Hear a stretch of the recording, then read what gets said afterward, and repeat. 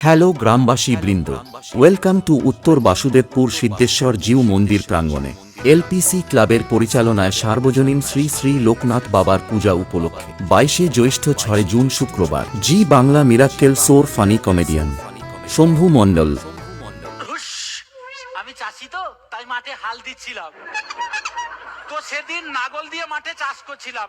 চাষ করতে করতে করতে করতে হঠাৎ একটা সোনার কলসি পেলাম।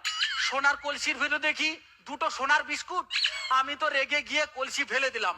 বললাম, এই চাষি গরিব হতে পারে কিন্তু চা ছাড়া বিস্কুট খাবে না। আর সঙ্গে থাকছে ইউটিউব খ্যাত আকাশ কুমার।